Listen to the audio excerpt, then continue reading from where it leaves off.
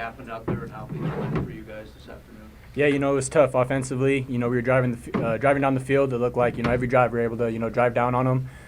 They made a couple plays, and, we can't turn the ball over 5 times against a scrappy team like that. To put the defense back out there, a couple 5 possessions, that's hard. Special teams, I think we had a fumble. Defensively, we gave up touchdowns in 2-3 plays. So, as a team, we fought till the end, but, we got to play better against a team like that. How did it feel for you, obviously, being from here, to come and be the starter in this game where you grew up? It was exciting, but to me, it was just another game. They were a faceless opponent. Obviously, I'm from Tucson, so I had, probably over 200 family members in the stands. But, just try not to make it a bigger deal than it was.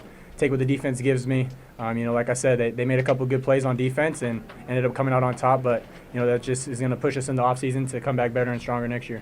With your showing this year, obviously it seems like it's really set you up to be, the starter next year, whereas maybe in the past that hasn't been the case.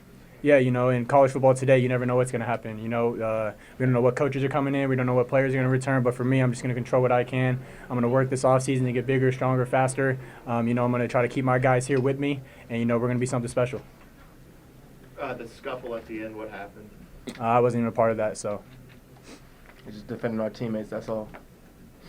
Drew, how would you describe just this season, the coaching change, all the adversity you guys have had to battle through? Yeah, it definitely was a lot to go through this season, but this team, we were super close together, not just the players, but the staff and everything too, so it helped being able to lean on one another, call your brother, hang out with your brother, whatever it was, just help you get through whatever it was and just focus on football, and ultimately the goal for us was to go out there and prove everybody wrong, so like I said, it was helpful to have people to fall back on.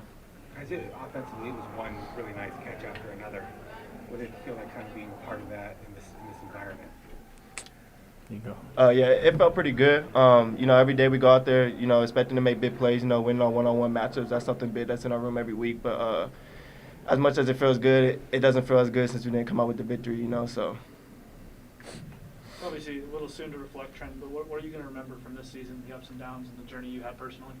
Trusting God's plan. You never know when your number's going to be called, and you got to be ready. So like I said, I'm going to go into this offseason, just controlling what I can. I can't control the outside factors. But at the end of the day, I'm frustrated we didn't come out with the victory today. I'm frustrated we didn't come out with a lot of victories this season, but you can't control that. It's in the past. So, I'm looking forward to the future, and, I'm just trusting God's plan to see what happens. You mentioned just controlling what you can control, but, I mean, you are right. You don't know who your position coach will be next year. What will that be like, just not knowing? It's college football today. Like they said, you can't be a coach and, come in and have, 3-4 years to build something. It's got to be instant. With the transfer portal and all these coaching changes, you got to be able to come in and be successful. And I think Arizona State is a great place to build a program. You have great location. You have great kids in the state of Arizona.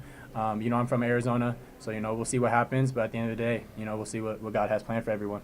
What roles do you guys have to play as, older veteran guys to try to make sure that you don't have a letdown this winter?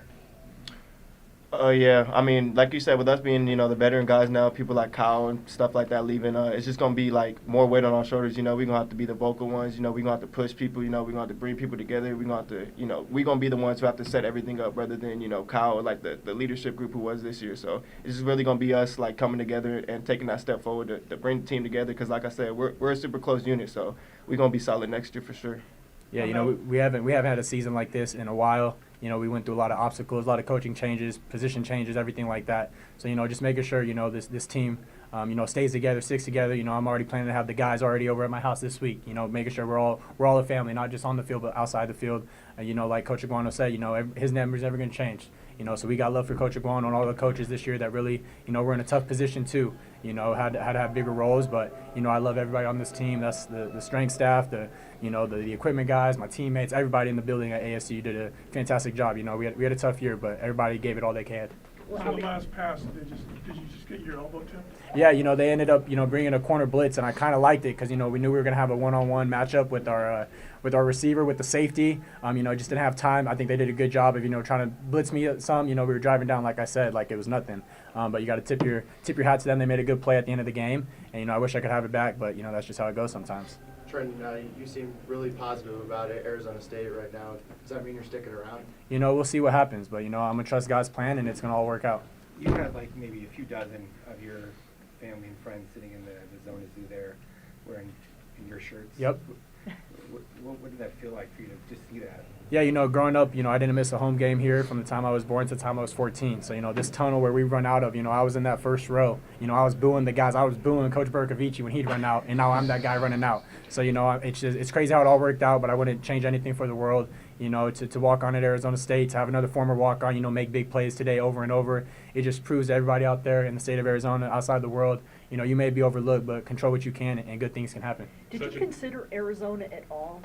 It was funny. I was trying my hardest to come here to walk on with Coach Sumlin's staff and, Coach Richrod. And, they would always tell me, yeah, you're always welcome to come here and, watch. And I was like, watch? Like, I don't want to watch. I want to play.